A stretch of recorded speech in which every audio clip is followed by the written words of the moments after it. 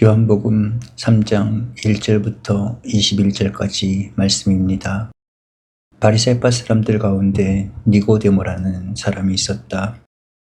그는 유다인들의 지도자 중 한 사람이었는데 어느 날 밤에 예수를 찾아와서 선생님, 우리는 선생님을 하느님께서 보내신 분으로 알고 있습니다. 하느님께서 함께 계시지 않고서야 누가 선생님처럼 그런 기적들을 행할 수 있겠습니까? 하고 말하였다. 그러자 예수께서는 정말 잘 들어두어라. 누구든지 새로 나지 아니하면 아무도 하느님의 나라를 볼 수 없다. 하고 말씀하셨다. 니고데모는 다 자란 사람이 어떻게 다시 태어날 수 있겠습니까? 다시 어머니 뱃속에 들어갔다가 나올 수야 없지 않겠습니까? 하고 물었다. 정말 잘 들어두어라. 물과 성령으로 새로 나지 않으면 아무도 하느님 나라에 들어갈 수 없다. 육에서 나온 것은 육이며 영에서 나온 것은 영이다. 새로 나야 된다는 내 말을 이상하게 생각하지 말라. 바람은 제가 불고 싶은 대로 분다. 너는 그 소리를 듣고도 어디서 불어와서 어디로 가는지를 모른다. 성령으로 난 사람은 누구든지 이와 마찬가지다. 예수께서 이렇게 대답하시자 니고데모는 다시 어떻게 그런 일이 있을 수가 있겠습니까? 하고 물었다. 예수께서는 다시 이렇게 말씀하셨다. 너는 이스라엘의 이름난 선생이면서 이런 것들을 모르느냐? 정말 잘 들어두어라. 우리는 우리가 알고 있는 것을 말하고 우리의 눈으로 본 것을 증언하는 것이다. 그런데도 너희는 우리의 증언을 받아들이지 않는다. 너희는 내가 이 세상 일을 말하는데도 믿지 않으면서 어떻게 하늘의 일을 두고 하는 말을 믿겠느냐? 하늘에서 내려온 사람의 아들 외에는 아무도 하늘에 올라간 일이 없다. 구리뱀이 광야에서 모세의 손에 높이 들렸던 것처럼 사람의 아들도 높이 들려야 한다. 그것은 그를 믿는 사람은 누구나 영원한 생명을 누리게 하려는 것이다.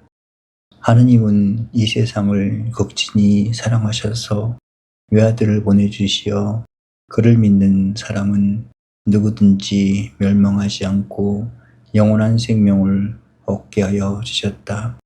하느님이 아들을 세상에 보내신 것은 세상을 단죄하시려는 것이 아니라 아들을 시켜 구원하시려는 것이다. 그를 믿는 사람은 죄인으로 판결받지 않으나 믿지 않는 사람은 이미 죄인으로 판결을 받았다. 하느님의 외아들을 믿지 않았기 때문이다.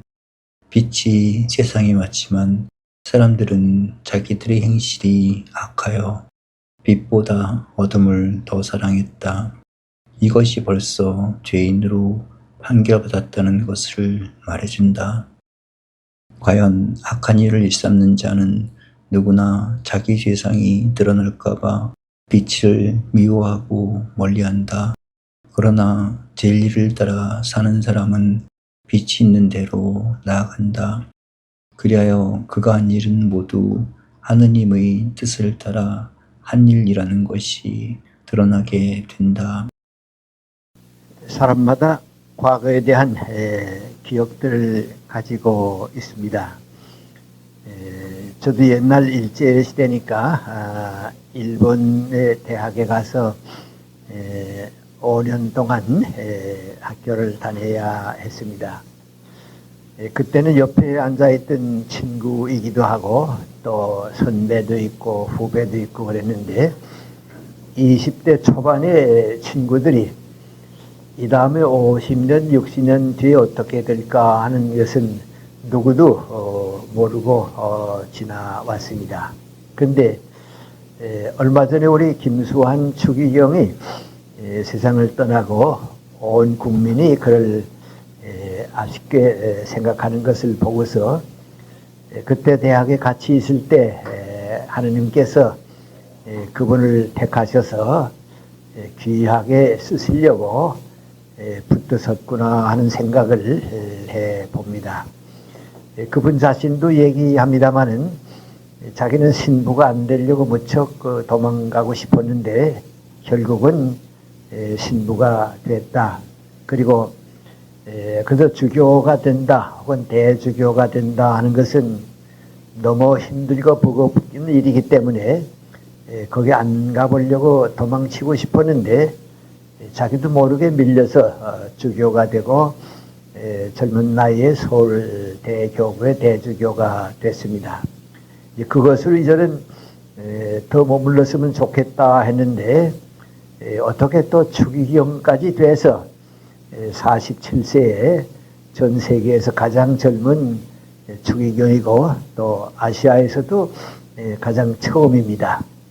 필리핀에 있는 사람들이, 필리핀은 캐톨릭 국가니까 하는 말입니다만은 만약에 아시아에서 법왕이 탄생된다 하게 되면 아마 제일 먼저 거기에 꼽힐 사람이 김수환 추기경일 것이다. 그런 얘기를 하고 있다고 하는 얘기를 들었습니다.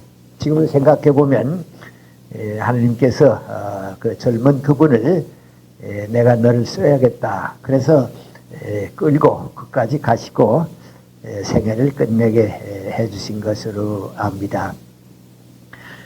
또 한 사람 대학에 있을 때 제 동창 가운데 엔도 슈사쿠라고 하는 그 친구가 있었는데 그 친구는 저하고 같은 반이었으니까 우리 김수환 추기경보다는 조금 선배인 셈입니다.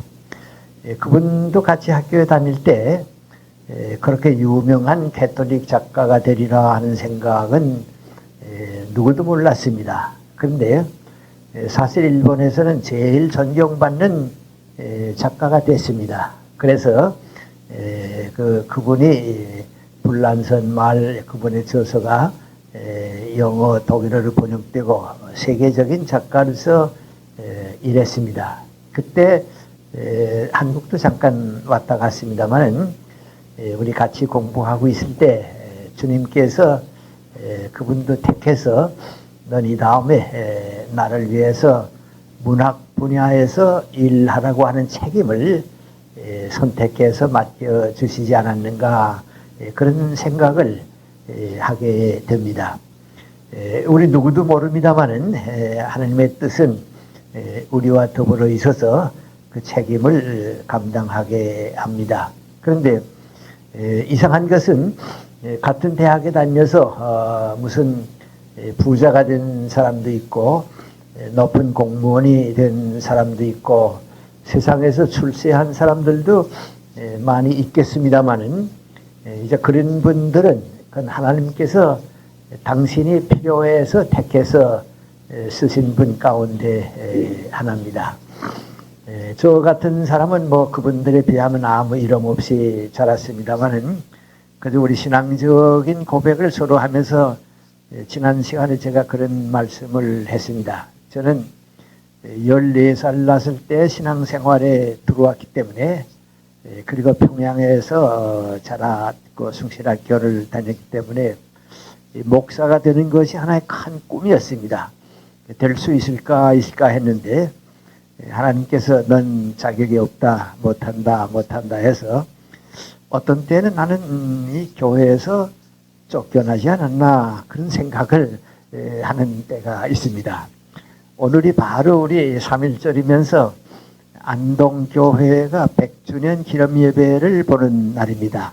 제가 그 안동교회에서 어떻게 그 중고등학교 학생들을 신앙으로 좀 이끌어주게 되니까 교회에서 고맙게 생각해서 집사를 줘서 집사를 몇 회 했습니다. 한 2년 했는지 모르겠습니다. 그러다가 그 교회를 떠나서 또 연세대학교 신촌으로 오게 되니까 집사 자리에서 떨어졌는데 목사는 못 되지만 장로락도 한 번 됐으면 했는데 못 해보고 말았습니다. 그래서 이따가 미국에 가게 되면 이제 교회 집회를 가는데 그 주관하는 교회에서 이거 뭐 교수가 왔다 하게 되면 교인들이 그 뭐 이상하게 생각할 것 같고 목사는 못 되고 그러니까 아마 장로야 됐겠지 하고는 모조리 김영석 장로라고 써붙입니다. 그래서 찾아가서 아니라고 또 이렇게 변명할 수도 없고요. 그래서 미국 가면 장로인 줄 아는 사람들이 많이 있습니다. 근데 사실 그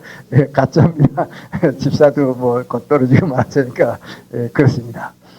재작년에 일본 그 나고야 있는 사쿠라야마 일본 교회에서 설교를 하게 됐는데 안내를 받아가지고 교회 그 사택 그 머물 곳으로 들어가는데 쓱 보니까 신앙의 세 단계라고 하는 제목으로 김형석 장로님이 장로라고 또 썼어요. 아마 일본에서도 교수라고 하면 좀 뭐 이상하니까 장로야 됐겠지 하고 썼는데 장로 아니라고 또 그러면 또 그것도 또 미안하고요. 그래서 올 때까지 장로 노릇을 했습니다. 그리고 여기 와서는 또 장로 간판이 없어지고 그랬는데 지금 이제 몇 번 생각해 보면 용서하세요. 이건 그저 하나님의 뜻이 나하고 달랐다 하는 걸 느끼는데 하나님께서 저한테 이렇게 그 교회 좋은 점도 보여주셨겠는데 걱정스러운 점을 너무 계속해서 보여주셨습니다. 그래서 이건 내가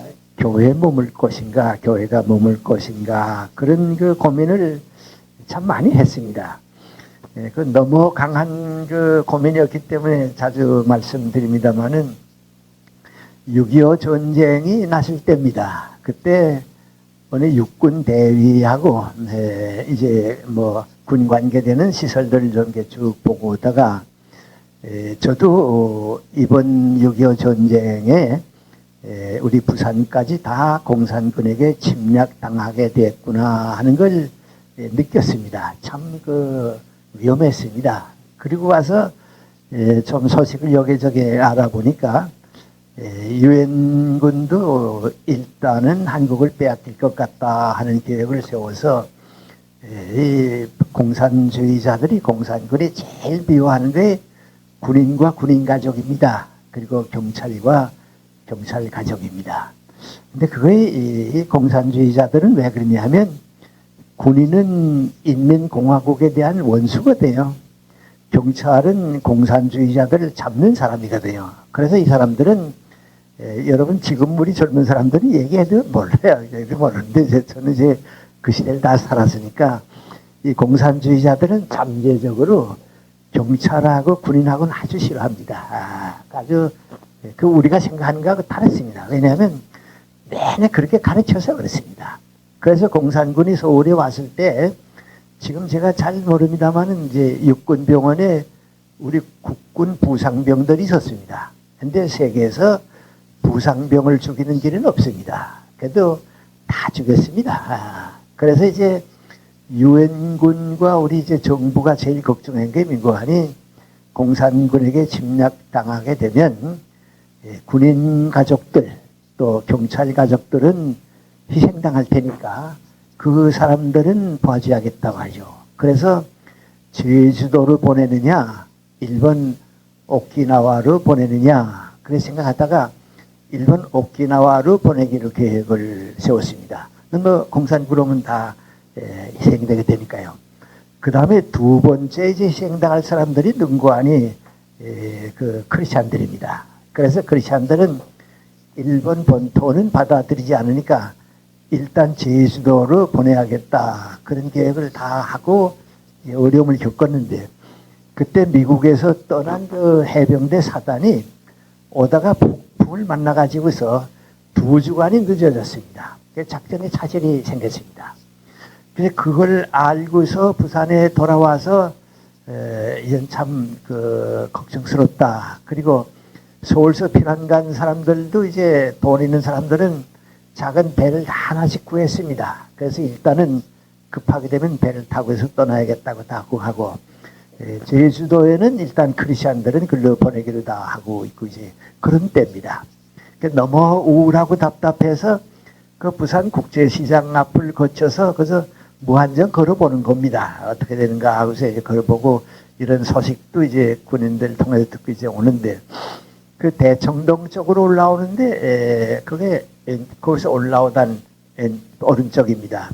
난 길 맞은 쪽으로 오는데 구혜영 장로라고 하는 장로님이 계셨는데 그분이 길 저쪽에 중앙교회 앞에 있다가 날 쓱 보더니 김생 여기입니다 그래요. 그래서 내가 예 그랬더니 총회 구경 오셨죠? 방청 오셨죠? 그래서 난 이거 몰랐는데 그랬더니 오늘 여기서 모입니다. 일로 오십시오. 그래요. 그래서 제가 방청권도 없고 그런데 제가 지금 방청권 나눠드리고 있습니다. 어서 오세요. 그래 건너갔습니다. 건너가서 이제 2층에 안내를 받아가지고 있는데 그때가 이제 언젠가 하니 우리 기독교 장로교하고 예수교 장로교하고가 싸우고서 그 분할되는 바로 그 총회입니다. 네, 참 우리 그 당시 우리 교회는 장로교밖에 없었습니다. 뭐 다른 교는 성결교나 뭐 이런 건 극히 소수고요. 감리교도 극히 소수고 장로교가 다 차지하고 있던데 그 장로교가 싸우는 그 바로 그때입니다. 그 2층 방청석에 올라가서 이렇게 이제 보고 있는데 미안합니다. 그래서 솔직히 말씀드리면 예배는 잘 보대요. 찬송도 잘 부르고 기도도 하고 이렇게 다 잘 보더니 이제 김재준 목사 일파를 내쫓느냐 이란이냐 아니냐는 이란 싸움이 나기 시작하니까요. 뭐 그건 난장판인데요. 뭐 그런 싸움이 없어요. 보다가 전 기독교가 아닌데 그 교회가 아닌데 말이죠. 그때 내 마음이 아파서 내가 원하기도 하고 갈 곳이 저긴가 하니까 그건 아니다 말이죠. 그건 정말 아니다. 그래서 그만 그 도중에 나왔습니다. 나와가지고서 이제 그 대청동 USIS라고 그러죠. 미국 문화원입니다. 이제 거기 앞에가 왔습니다. 근데 너무 절망했고 그만 환멸을 느꼈기 때문에 가슴이 아파서 어떡할지 모르고 있는데 대청동 미국 그 문화원 앞에 갔는데 날씨가 맑은데요. 갑자기 어디 무슨 하늘에서 무슨 음성 같은 게 들려오는 것 같아요. 그래서 이렇게 하늘을 쳐다봤더니 들려오는 음성이 민구하니 죽은 자들로 하여금 죽은 자를 장례 지나게 하고 너는 하늘나라의 복음을 전파하라고 하는 말씀이에요. 저는 생각도 안 했던 말씀이 쟁쟁하게 귀에 들려오니까요. 쳐다봤습니다. 그리고 그 다음에 어떻게 했는가 하니 주님께서 내가 고민하고 있는데 주신 말씀이 그거로구나. 저분들은 목사님이고 장로님들이고 교회를 대표했지만은 죽은 자들을 장례 지날 사람들이고 앞으로 기독교는 저렇게 돼서는 안 되겠다. 저렇게 돼서는 안 되겠다 말이죠. 그래서 나도 모르게 이렇게 내가 가던 길에서 교회에서 쫓겨난 것 같은 그건 너 갈 거야 아니다 하는 것 같은 그런 것만 그 충격을 받았습니다. 그래서 그런 문제를 가지고 많이 고민하고 이제 애쓰고 있었는데 그런 일이 뭐 여러 번입니다만은 바로 언젠가 하니 54년 8월 3일입니다. 제가 너무 다 잊을 수가 없어서 일기에 남겨놓고 보니까 보는데 그때 우리 수원에서 우리 장로교 전국 학생 기독교 연합회가 모이게 됐습니다.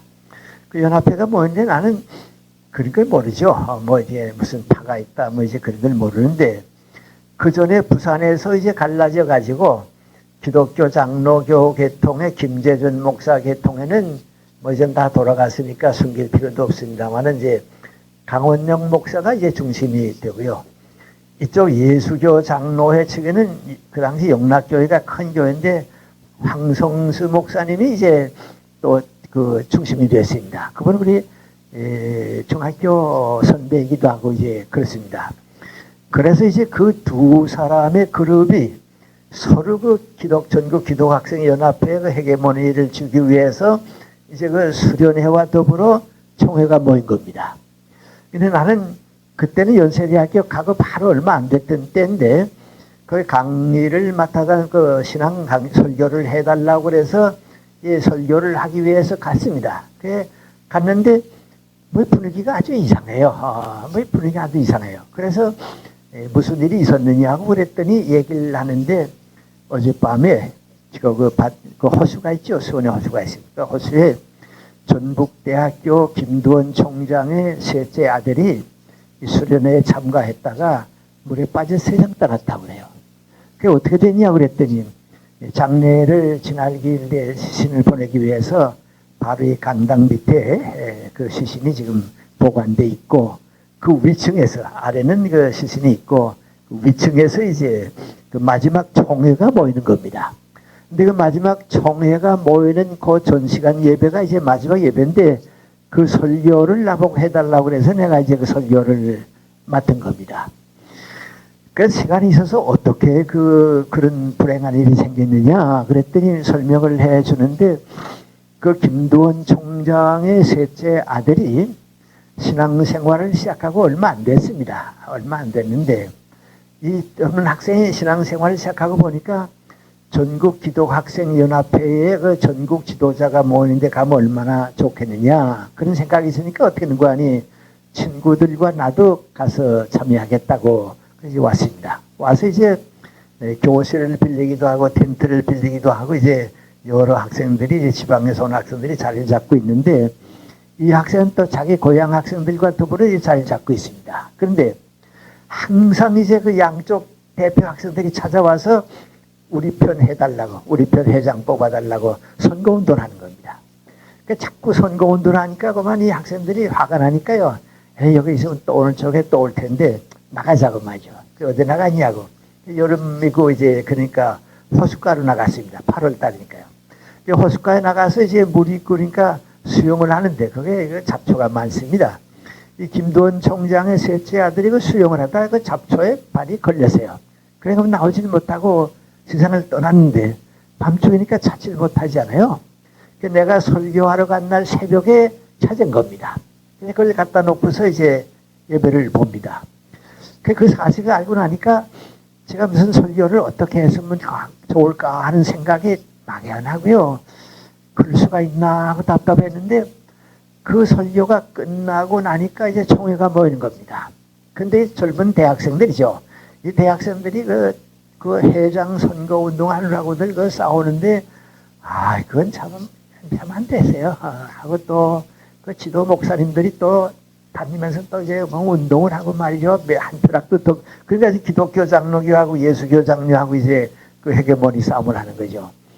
그러나 그때 그걸 보고서요. 미안합니다만은 아까 그 총회를 볼 때 저게 내가 갈 것이 못 된다 하는 걸 알았지만은 미안합니다. 솔직히 말씀드리면 우리 기독 학생들을 이끌어가는데 저런 방법으로 이끌어가서는 안 되겠다. 그건 안 됩니다. 왜 안 되느냐? 기독 학생을 이끈다고 하는 것은 그 학생들을 예수님한테 갖다 맡기는 거지. 우리 세력 다툼을 하기 위해서 모두 그건 세상이라고 같습니다. 그래서 그 다음부터 제가 고민하기 시작한 게 민구하니, 그러면 나는 주님의 은총을 받아서 오늘 여기까지 왔는데 이제 목사가 된다든지 거기서 그건 내가 갈 곳이 못 되고, 또 나 같은 위치에서 대학 교수가 되고 그랬으면 젊은이들 인도해야겠는데 젊은이들 인도를 저렇게 하는 게 안 되고, 그래서 어떻게 되느냐, 교회 밖에서 일하는 게 낫지 않겠는가, 교회 밖에서 일해야 하지 않겠는가, 그래서 쫓겨난 겁니다.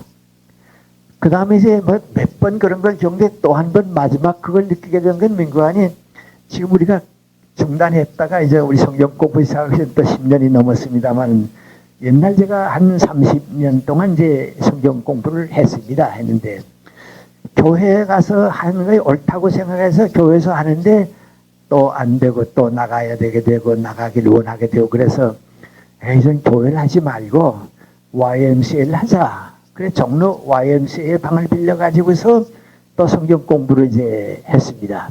그래서 이제 아마 한 1년 반쯤 지났을 겁니다.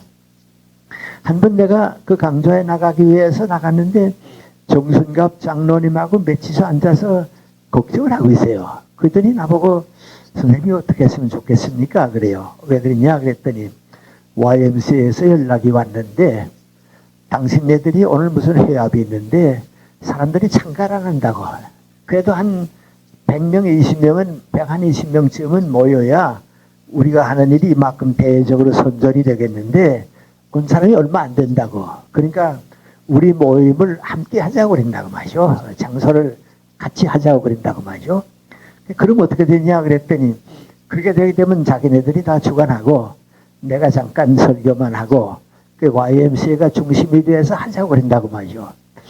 그래서 가만 생각을 해보니까 그때는 우리가 뭐 회비도 좀 내서 이제 그 장소 값도 내고 뭐 이제 그랬어요. 그래서 고민하다가 있었는데 그날 양보했습니다. 양보해서 우리 모임은 못 가지고 이제 그걸 따라서 했습니다.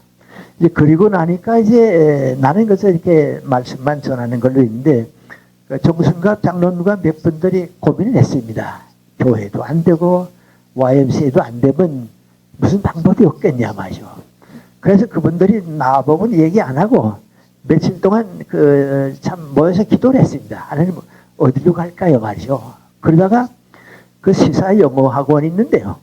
그 시사 영어 학원이 주일날에 나옵니다. 그 바로 종로거기입니다. 거기에 이제 문창순 씨라고 유명한 그 영어 강연을 하는 거 있는데 그분을 찾아가서 그 정순갑 장로님이 그 얘기를 하고서 여기 장소 좀 빌려줄 수 없겠느냐 그랬더니 그분이 그렇게 뭐 성경 공부하는 거 그러면 저희가 빌려드리죠. 그래 거기서 오래 했습니다. 오래 하고요. 그래 그분은 우리한테 장소만 빌려주고선 당시에는 참가 안 했는데 후에 이제 나도 교회 나가야겠다고 그래서 천주교로 왔습니다. 지금 연희동 천주교회 가고 이제 그랬습니다. 그때에 저 정순갑 장로님이 그 성경 강좌 그 장소를 옮기고 나와서 기도를 드리면서 맹구하니 하나님 저희들은 전 교회에서 쫓겨났습니다. 갈 곳이 없습니다. 그러니까 이제는 주님께서 저희들에게 장소도 주시고 앞으로 우리와 함께 해주셔야겠습니다. 그런 기도로 시작을 했습니다. 그래서 그때 제가 얻은 게 맹구하니 나는 목사도 못 되고 장로도 못 되고 그런데 그 주님께서 허락해 주신 건 평신도인데 예수님도 평신도로 오셨는데 평신도는 교회 안에서 일하는 게 아니고 교회 밖에서 일하는 거다. 그때부터 그 신앙운동을 그냥 평신도로 교회 밖에서 하기 시작했습니다. 그런데 그것이 과연 가능한가 말이죠. 또 그걸 받아들일 수가 있겠는가 하는 생각을 많이 고민합니다. 왜냐하면 어머니 떠나서 어머니가 살아 계시는데 나는 우리 어머니 아들이다 할 수는 없거든요. 저는 평생을 교회에서 살았는데 이제 교회를 떠났다고 해서 나는 교회에 반대하거나 그럴 수는 없거든요. 그런데 이상하게도 우리 성경 강좌에 나오는 분들이 다 교회 나가시는 분들인데 또 안 나가던 분들도 이제 나왔던 교회 가는데 가만 보면 참 교회를 잘 섬겨요. 다른 사람하고 좀 다르지만 교회를 잘 섬겨요. 예를 들어 말하면 교회가 분열이 돼서 싸우더라도 교회 떠나는 길이 없고요. 그래서 어떻게 하는 거 아니? 교회는 내 어머니인데 어머니가 살아계시는데 어머니가 없다, 어머니는 아니다. 그건 있을 수가 없다. 그러면 평신도로서 내가 하는 일도 주님께서 인정해 주시고 주님께서 도와주시는가 그런 생각은 마음에 가지고 있다가 그래 주님께서 평신도가 교회 밖에서 일하지만은 교회를 위해서 일할 수 있게 길을 열어주신다. 그 이제 깨닫게 된 것입니다. 그 깨달은 건 카나다에 갔을 때입니다. 카나다의 토론토에서 어느 교회에서 부흥회를 하게 됐는데 이제 거기는 대체 이제 금요일 저녁, 토요일 저녁, 일요일 오전 과정 4번을 하게 되는데 그땐 제 아내도 건강하던 때이기 때문에 이제 같이 갔습니다. 그런데 그 전영식 선생이 지금도 그런 얘기 합니다만은 지난번 갔더니 또 그때 뭐 기록 비슷한 거 하나 보여주면서 그때 오셨던 얘기를 해요. 그런데 미안합니다. 제가 알기에는 그 전영식 선생이 그 보내준 문건도 보면 뭐라 하는 거 아니? 카나다에 한인 교회가 생기고 전무후무한 집회였습니다.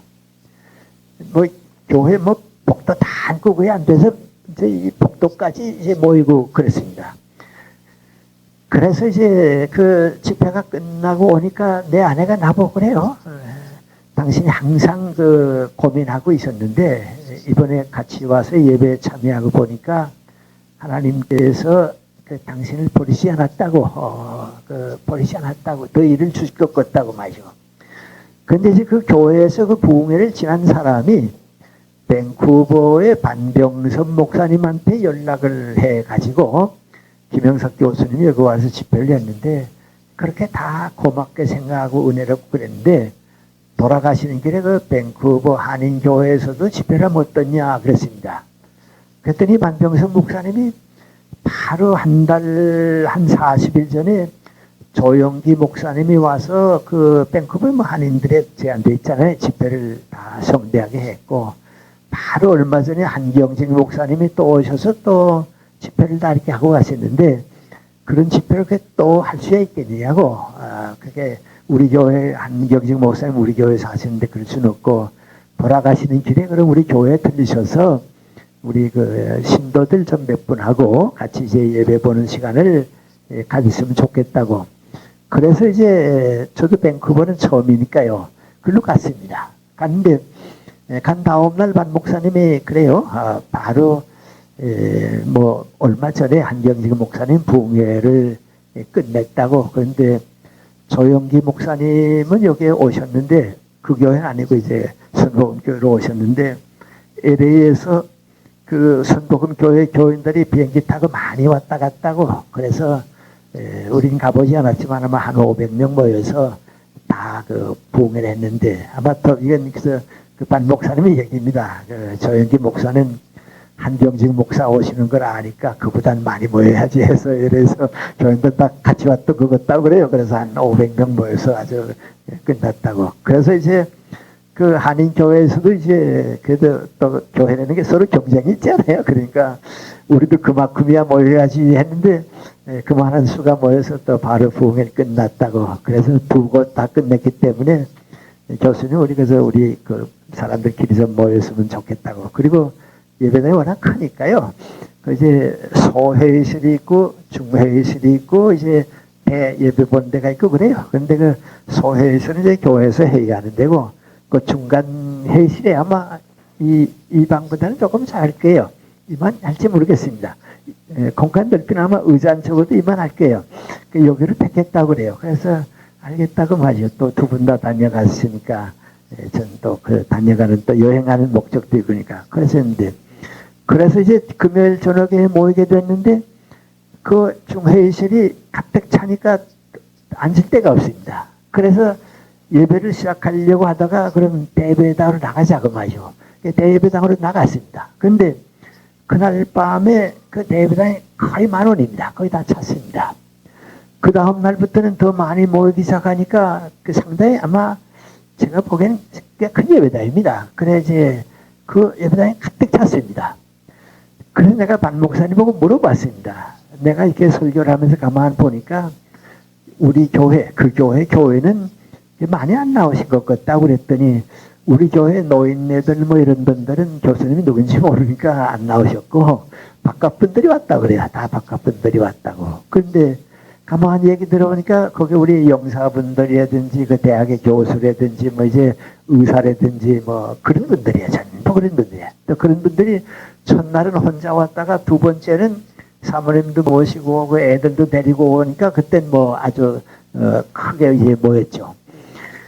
그래서 그 반 목사님이 나보고 얘기하면 뭐하니 이번엔 기획도 못했던 참 모임이 있었다고. 아마 한 목사님도 다녀가시고 조영기 목사도 다녀갔지만은 이렇게 많이 이렇게 진지하게 모이는 건 아마 이게 다시는 없을 것 같다고 말이죠. 그 다음에 그 목사님은 정년돼서 토론토로 가셨고요. 그랬습니다. 그때 그 밴쿠버에서 그 모임을 끝내고 비행기를 타고 LA로 오면서 나 혼자 생각해 본 거 아니 하느님께서 나를 자꾸 교회에서 내보냈는데 참 김수환 측인 같은 분은 자꾸 끌어들였는데 자꾸 내보냈지만은 쓰실 곳이 있어서 내보냈구나. 너는 목사는 못 되지만은 평신도로 일해라. 그래서 내보냈구나. 그게 80년대 초인데요. 그래서 그 다음부터 저는 이제 걱정 안 합니다. 이제 하나님께 쓰시는 게 다 다르습니다. 교회 안에서도 쓰고 밖에서도 쓰고 이제 다 다르습니다. 그런데 교회가 왜 그렇게 잘못되는가 하는 생각을 좀 해봤는데요. 이 교권 운동 때문에 그렇습니다. 네. 뭐 지난번 우리 감리교 감독 선거에서 망신한 얘기 다 아시죠? 뭐 밖에 내놓으면 창피하고 해서 얘기 안 되거든요. 내가 전도해서 믿게 되었던 한 사람은 감리교 감독 투표를 101번 하는 걸 보고서요. 난 속았다고 말이죠.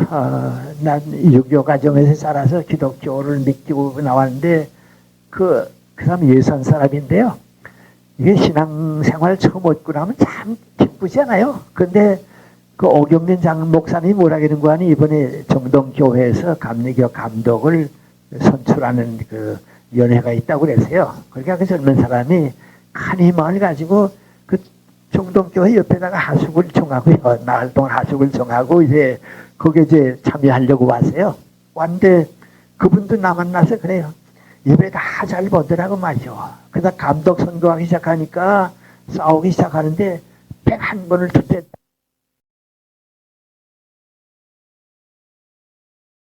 그러니까 안정할 데가 없거든요. 그래서 등구관이 그 원양 그 회사에다가 배 타고 손은 그 배꾸로 나갔어요. 그 나가면서 너무 절망하니까 술 많이 마시고 돌아다닌다고만 간암에 걸렸어요. 그 일본 오사카에서 간이 나쁘다고 하는 소식을 듣고 돌아와서 등구관이 이제는 이제 뭐 세상 떠날 때까지 나 예수 안 믿는다고 결심한 거예요. 근데 그때 내가 이제 그 예산 제일감리교회 몇 번째인가 갔는데 그때도 갔어요. 갔는데 그때는 이제 사람들이 많이 모이니까 예배당 가지고는 좁으니까 예산 농업고등학교 지금은 이제 초급대학이 농업대학이 됐죠. 지금 대학 됐을 겁니다. 그 강당이 넓으니까 그 강당에서 이제 모임을 가지게 됐어요. 그러니까 이 사람이 어떻게 하는 거 아니 친구들이 붙들어서 교회는 너희 전 손 끊었지만은 교회가 아니고 고등학교 강당에서 모이는데 가자. 그래서 이제 그 사람이 이제 그 간을 이제 알면서 등구관이 참석했다가 날 만나서 자기 고민했어요. 그 내가 그랬어요. 당신은 교회 나갔다고 한 번도 열심히 믿은 것 같지만은 예수님을 만나지는 못했다고. 이제 나는 뭐 내일 서울로 돌아가면 되겠지만은 다시 성경을 읽고 기도드리고 싶은 마음이라면 기도드리고 예수님한테 물어보라고 마셔. 예수님한테 당신은 지금 교회만 나가고 목사들만 봤지 예수님을 만나지 못했다고 마셔. 그러니까 예수님한테 물어보라고 마셔. 난 당신 위해서 기도해드리겠다고 마셔. 그리고 해줬어요.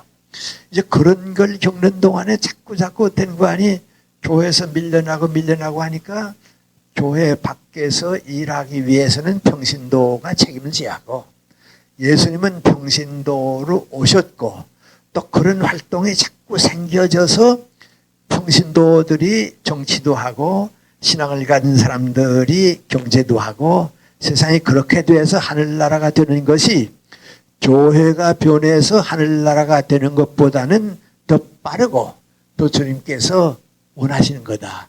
그 생각으로 돌아간 것이 바로 접니다. 그래서 이제 이런 운동을 하고 있는데 단지 하나 문제가 있습니다. 그 민관이 교회 안에 있어도 좋고 교회 밖에 있어도 좋고 정치를 해도 좋고 기업을 해도 좋고 뭐 해도 다 좋습니다. 다 해도 좋은데 하나는 꼭 있습니다. 그 민관이 거듭나고 다시 태어나지 않은 사람은 교회 안에서 암만 훌륭한 목사가 되고 신부가 되고 장회장이 되고 총회장이 돼도 필요 없습니다. 암만 잃어먹고 평신도지만은 다시 태어난 사람은 어디에 가도 좋습니다. 교단이 바뀌어도 좋고 어디에 가도 좋습니다. 그건 주님께서 다시 태어난 사람은 택해서 쓰시기 때문에 그렇습니다. 근데 그 다시 태어나는 사람이 어떤 때는 갑자기 주님의 은총으로 태어납니다. 바울 사도도 그랬습니다. 우리 나다나엘이 성경 보면 그런 사람입니다. 이 사람은 그날 아침에 무화과 나무 밑에 가서 이스라엘의 장래와 하나님의 뜻을 위해서 눈물을 흘리고 기도하다가 돌아오려고 할 때 친구 빌립이 바로 문 앞에서 만났습니다. 만나서 뭐라 그러니까 메시아가 오신 것 같은데 만나보러 가자고 그랬습니다. 누구냐고 나사렛 예수라고. 메시아는 베들레헴에서 오시게 됐는데 나사렛 사람이면 맞지 않지 않냐고. 유대 사람이 아니지 않냐고. 나도 그렇게 생각했다고 와보라고. 그러니까 나타나엘이 어떻게 했습니까? 그 친구의 본 걸 듣고서 갔습니다. 그러니까 예수님께서 제자들 몇 사람하고 얘기하며 오다가 나타나엘이 가까이 오니까 발걸음을 멈추시고 명하겠습니다. 저게 참 이스라엘 사람이 오는데 마음에 간사함이 없는 사람이라고. 그 나타나엘이 그 얘기를 듣고 깜짝 놀라서 저를 어떻게 아십니까? 저를 어떻게 아십니까? 그때 예수님이 뭐라 하십니까? 내 친구 빌립이 널 찾기 전에 무화과 나무 밑에 있을 때 내가 널 봤다 그랬습니다. 이 나타나엘이 무화과나무 밑에 있었다고 하는 게 이제 하루에 2번, 3번 작정하곤 아무도 모르게 그 비밀리에 가서 기도드린 것밖에 없습니다. 민족과 국가를 위해서 기도드린 것밖에 없는데 예수님께서 너 무화과나무 밑에 있을 때 내가 널 보았다 하니까 그걸로 끝났습니다. 아주 갑자기 태어났습니다. 그런데 오늘 성경 말씀에 이 니고데모는 어떤 사람입니까? 오래 걸렸습니다. 거듭나야 한다고 그랬습니다. 그래서 3년 동안을 고민했습니다. 예수님이 틀림없이 하나님의 보내신 교훈을 나한테 주긴 주셨는데 거듭나야 한다고 하는 교훈을 나한테 꼭 주셨는데 그 거듭난다고 하는 게 뭔가 말이죠. 그러면서 민구하니 예수님이 뭐라 그랬습니까? 옛날 모세가 광야에서 뱀을 들어서 이스라엘 사람을 구원한 것 같이 나도 들리는 때가 올 거라고. 근데 니고데모가 얼마 후에 예수님께서 십자가에 들리시는 걸 보았습니다. 그때 멀리서 깨달았습니다. 저분이 내가 모세의 구리뱀과 같이 들려야 할 거라 그러더니 당신이 십자가에 돌아가실 것을 나한테 얘기했구나 말이죠. 그럼 때가 늦었습니다. 너무 마음이 아프고 답답하니까 어떻게 할지 모르겠는데 마침 같은 의회의원입니다. 국회의원과 정교의원 겸한 의원인데 젊은 사람이 아리마대 요셉이 와서 뭐라 그랬습니까? 내가 빌라도에게 가서 허락을 받았다고. 그 예수님의 장례식을 내가 준비했던 가정묘에 모시기로 하겠다고 말이죠. 그러니까 니고데모가 그러면 나도 준비를 해야겠다고. 그 습관대로 이제 시신의 바르는 모략과 유향을 가지고 와서 둘이서 합해서 장례식 지납니다. 그때 니고데모는 다시 태어납니다. 그 예수님은 우리 위해서 십자가를 지신 분으로 다시 태어납니다. 그래서 저는 여러분이 우리 다 평신도 뭐 그렇습니다만 다 그렇기 때문에 드리는 말씀인데 오랫동안 교회 생활도 해보고 신앙 생활도 해보고 했지만은 중요한 문제는 내가 그리스도 앞에서 다시 태어났는가 못했는가 그겁니다. 다시 태어났으면 교리를 암만 떠들도 곡소이 없습니다. 왜요? 그리스도께서 나와 함께 하시기 때문에 그렇습니다. 아까 그 엔도 시우사쿠라고 하는 그 일본을 대표한 작가 얘기했죠. 그분은 7살 났을 때 어머니가 성당에 다니니까 성당에 데려갔어요. 그래서 아무 생각 없이 따라다녔어요. 그래서 자기가 문학을 하고 작가가 되겠다고 생각하는데 이 사람은 순수한 그 일본 작가니까요. 일본 전통의 작가니까요. 자기가 크리스찬이 됐다는 거하고 일본 문학하고 자꾸 거리가 생겨요. 거리가 생기니까 과연 예수가 누구냐 하는 고민이 생겨요. 그리고 그 사람이 이제 그 작가 그러니까 천주교 안에서 신부들이나 주교들이나 뭐 이런 다 봐요. 역사도 다 봐요. 다 보고 있다가 마지막 가서 느끼는 게 민구안이 신부도 내 대상이 아니고 법왕도 과오를 많이 범한 사람이고 어디에 가도 나를 구원해 줄 사람은 세상에는 없다. 그리스도가 누구인가 하는 걸 한번 찾아보자. 그래서 이 사람은 문학가로서 작가로서 어떻게 하는 거 아니 신학을 공부해요. 그리고 예수가 누구인가 그만 자꾸 찾아봐요. 그래서 얻은 거 민구안이 옳습니다. 당신은 믿겠습니다. 그 사람 신앙 고백이 그거예요. 옳습니다. 천주교의 비리도 많이 있고 역사의 잘못도 많이 있지만은 당신만은 내가 믿겠습니다. 왜? 당신을 떠나서는 나는 살 수가 없습니다. 당신이 계시지 않으면 나는 아무것도 할 수가 없습니다. 그래서 이제 한 번 정말 거듭납니다. 그 다음부터 그 작품을 쓰게 되고 이제 그렇습니다. 그래서 이 체험을 한다고 하는 것은 거듭나는 의식을 가져갑니다. 근데 이제 이런 사람들이 오래 걸리는 사람이 있고 빨리 거듭나는 사람이 있는데 빨리 거듭나는 사람은 누구인가? 문제의식을 가지고 있는 사람이 제일 빨리 갑니다.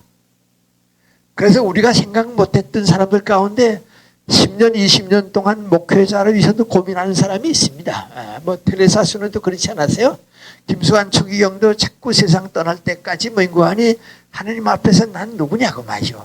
내 죄를 용서해 달라고 말 자꾸 나가거든요. 그런데 정말 그 짧은 시간 안에 주님을 택하는 사람들이 있는데 그 사람들은 누구하니 문제의식을 가진 사람들입니다. 예를 들어 말하면 도산 안창호 선생같이 국가를 사랑했던 사람입니다. 고당 조만식 선생과 같이 민족이 사는 길은 그리스도밖에 없다고 하는 걸 받아들이고 그리스도 앞에 간 사람들입니다. 이런 문제의식을 가지고 간 사람들은 진리를 찾아서 갔거나 자유를 찾아갔거나 민족을 위해 살았거나 하나님께서 버리시지 않습니다. 그 문제는 해결해 주십니다. 그래서 인간은 무엇을 위해 살아야 할 것이고 어떻게 살아야 할 것인가를 찾다가 그리스도에게 간 사람은 내가 주님을 택한 것이 아니고 주님께서 나를 택한 것입니다. 그렇게 되면 내가 나를 버립니다. 그리고 주님이 내 안에 오시게 됩니다. 그 다음에 오는 건 민구안이 사명의식을 줍니다. 문제의식을 가지고 그리스도에게 가서 다시 태어나게 되면 그때는 사명의식을 가지고 돌아오게 됩니다. 나에게도 주님께서 맡겨주신 뜻이 있고 주님께서 맡기신 일이 있습니다. 그래서 도산 안창호 선생 같은 분은 몇 번 목사님보다도 훌륭한 신앙을 가지고 민족을 이끌어간 분입니다. 도산 선생 하신 유명한 말씀이 우리 죽더라도 거짓말하지 말자 하는 말씀이 했는데요. 난 요새 무슨 글을 쓰면서요. 온 우리 국민이 한번 정말 정직해지면 세상이 바뀔 것 같아요. 예. 지금 이 정치가들이 전부 거짓말하고 사니까 범죄해서 사회가 올라서지. 우리 정치 지도자리나 모두 한번 정직해져 보세요. 경찰관도 많이 필요 없어지고요. 재판할 것도 거의 다 없어지고요. 예. 그 하나만도 그 신앙입니다. 그래서 우리가 중생하는 사람은 사명의식을 가지고 옵니다. 그런데 그 사명의식 가운데 제일 버림받았던 사람이 가장 고귀한 사명을 가지고 태어나게 됩니다. 그리고 우리가 모르니까 그렇지 우리 주변에서 이렇게 보게 되면 의사들 가운데 교사들 가운데 저분은 크리스찬이다 하는 분들이 많이 있습니다. 제가 전에 말씀드린 대로 중학교 다닐 때 일본서 오는 그 기독교 서적들을 좀 이렇게 읽어본 일이 있고 그런데 지금도 잊지 못하는 그 자그마한 파블렛 책입니다. 거기에 철창생활 20년이라고 하는 책을 읽고 중학교 2학년 때입니다만은 많이 감명 깊게 읽었습니다. 지금도 이따만큼 이제 그 생각이 나는데 오늘 아침도 이제 그 생각이 나서 참 그때 생각이 난다 하는 생각을 해 봤습니다. 상당히 머리가 좋은 뭐 이렇게 교수나 뭐 이런 사람은 아니지만 지성인입니다. 지성인이 범죄를 했습니다. 살인을 하고서 그 살인을 감추기 위해서 방화를 했습니다. 그러니까 이제 법적으로 말하면 살인 방화죄입니다. 그래서 자기가 살인을 했지만은 방화가 돼서 집이 다 타버렸으니까 증거가 없으니까요. 그냥 그 범죄는 어떻게 되는 거 아니? 실화로 돼서 자기는 거기에 풀려났습니다. 그래서 이제 범죄자가 안 되고 그랬는데 어떻게 후에 자꾸 조사하다가 그 죽은 사람의 부인이 애교관인데요. 애교관의 그 조사를 자꾸 하다가 암만 해도 그때 그게 방화지. 그게 자연사가 아니다 말이죠. 그 리가 없다 말이죠. 그래서 어떻게 추적하다가 어떻게 되는 거 아니? 그게 방화라고 하는 게 드러났습니다. 그래서 여러 해 걸려가지고 이 사람이 어떻게 되는 거 아니? 살인 방화죄로 이제 됐습니다. 이제 그렇게 되면 그 당시 러시아와 비슷하게 일본서는 어떻게 되는 거 아니? 그런 사람들을 정신역을 명했습니다. 그래가지고서는 일본 저 북쪽 홋카이도 탄광에 가서 죽기까지 정신 동안 이제 그 광산에 일하게 하는 그런 일을 했습니다. 러시아가 이제 시베리아로 죄인들 보내서 하지 않았어요. 일본에서도 이제 그걸 했습니다. 그래서 이 사람이 어떻게 되는 거 아니에요? 홋카이도 탄광에 정신력을 지고서 가게 됐습니다. 그 가서는 어떻게 되는 거 아니? 모든 건 운명이라고 하는 생각도 있고요. 또 어떤 때는 뭐인 거 아니?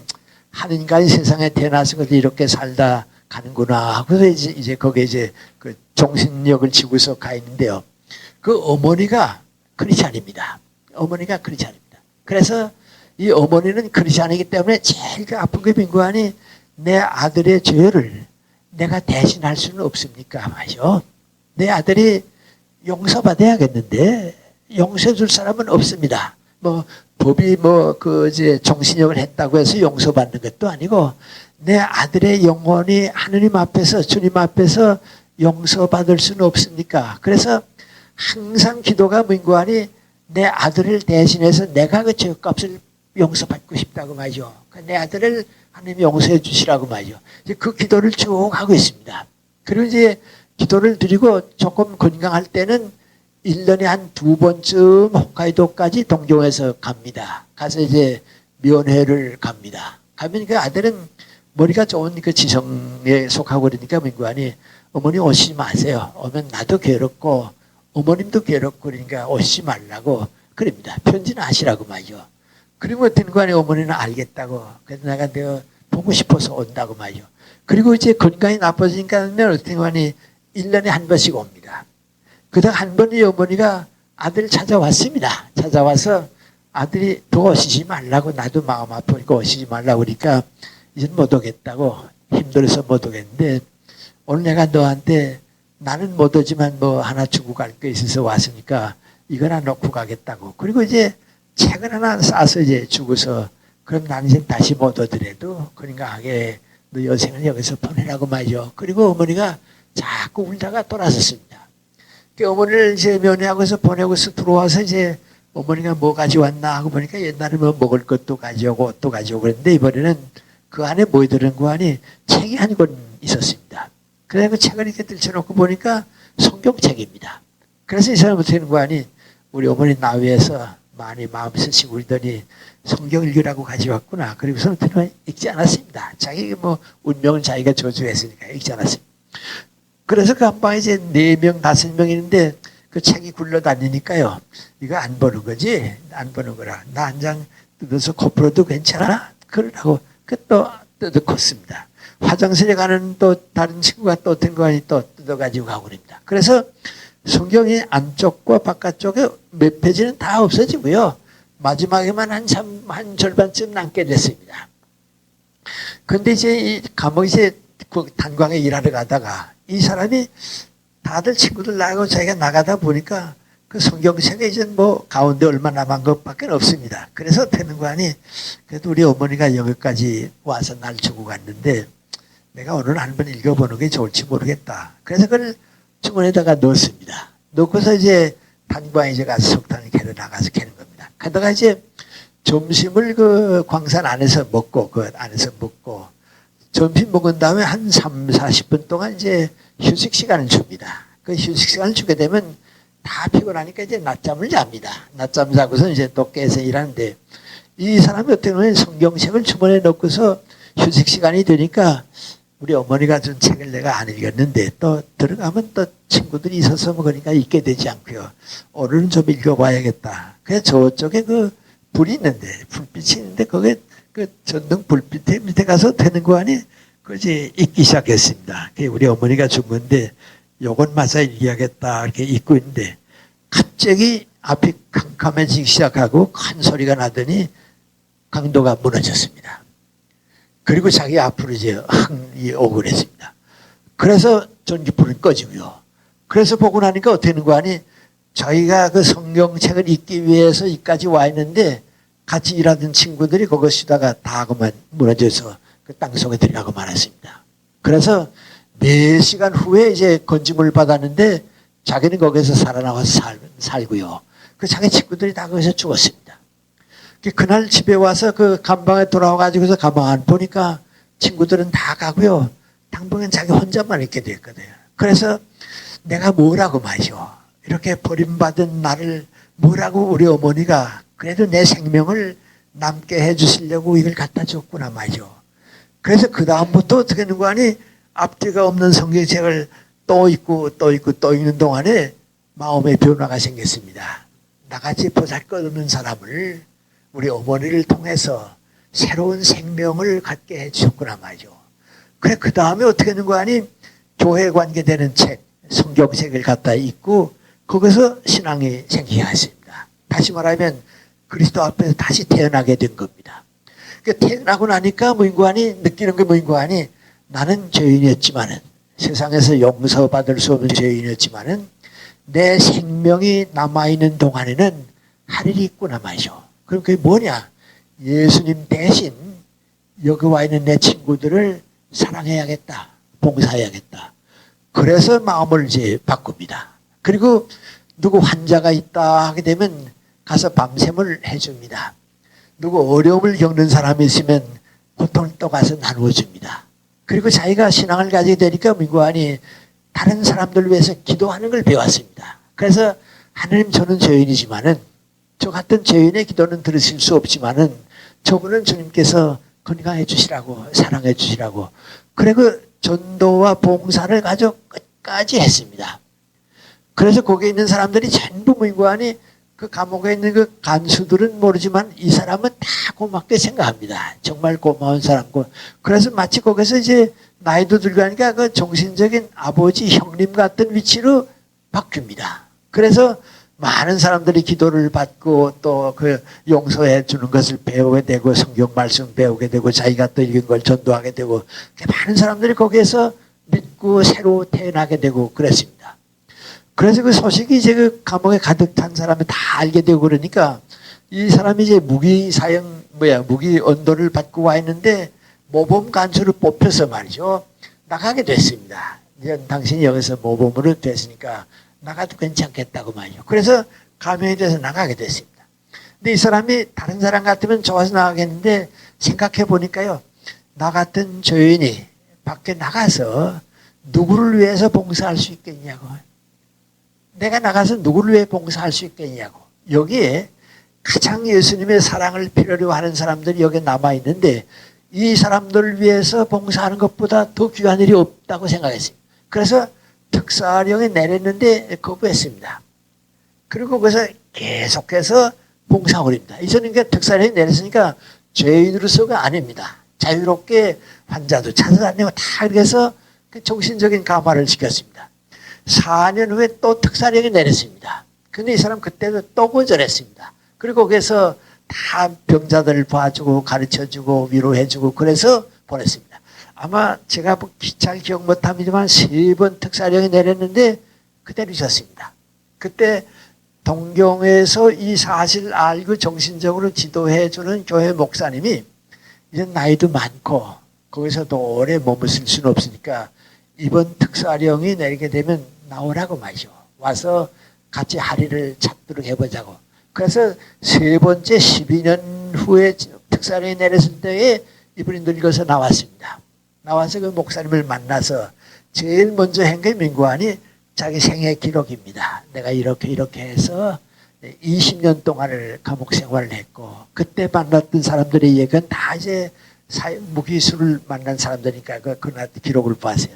난 그걸 보고서 책 제목이 민구안이 철창 생활 20년입니다. 그런데 12년은 자원에서 했고요. 나머지는 이제 자기가 거기서 이제 그렇게 지나고 이제 그랬습니다. 난 그걸 보고서 그때 느끼길 민구안이 크리스찬이 된다고 하는 건 바로 저런 거로구나 말이죠. 마음의 평화도 다시 찾고요.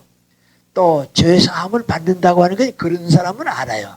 우리는 다 자기가 뭐 큰 죄 지었다고 생각 안 하거든요. 근데 몰라요. 그런데 이 사람은 알아요. 그런데 생각해 보면 모든 사람이 죽음을 앞에 놓게 됐을 때는 죄사함을 받는다고 하는 게 무엇인가 하는 걸 알아요. 그리고 죽음을 앞에 놓은 사람들은 다 알아요. 나도 몇 사람의 그 친구들의 그 마지막 얘기를 듣습니다만 우리 영문과 선배 교수 한 사람은 아무도 없는데 내가 문안 갔을 때 나보고 하는 말이 김생 나는 죄가 많은 사람이야 그래요.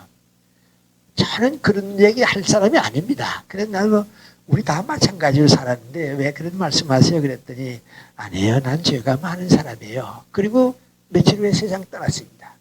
그 신앙적인 고백입니다. 하느님 앞에 갈 때는 다 자기를 죄인이라고 느낍니다. 김수환 추기경도 마지막까지 민구안이 저를 용서해 달라고 말이죠. 마지막 그 미사가 민구안이 우리 김수환 스테바노 친구가 주님의 품 안에 가게 해달라고 말이죠. 그 인간들의 요청입니다. 그래서 우리가 다시 태어나야 한다 하는 그것이 모든 문제의 해결을 가집니다. 저 같은 사람에게는 교회 아니냐 바뀌냐 성직자가 되느냐 평신도로 남느냐. 그런데 지금 제가 얻은 것 가운데 하나는 민구안이 내가 교수였던 것도 좋고 의사가 돼서도 좋고 장사를 해서도 좋고 뭐 해서도 좋습니다. 그리스도 안에서 거듭난 사람은 그리스도와 더불어 자기 생애를 가지게 되고 그 뜻을 살리게 되는 겁니다. 바로 그런 뜻에서 다시 태어남이라고 하는 것이 우리 신앙의 큰 열쇠가 되고 주님께서 그 뜻을 우리에게 기다리고 계신다 하는 생각을 해야 하겠습니다. 우리 많은 사람들의 신앙 고백이 이런 문제에서 해결되지 않는가 하는 생각을 가지고 이런 말씀을 드렸습니다. 기도드리겠습니다. 저희들은 단 한 번밖에 없는 소중한 인생을 살아가고 있습니다. 그 많은 시간을 불필요한 일에 다 소모해버리고 말았습니다. 우리의 아까운 생명의 빛이 아닌 어두움 속에서 너무 많이 낭비했던 것 같습니다. 그것은 저희들이 주님 앞에서 거듭나지를 못해서 그랬습니다.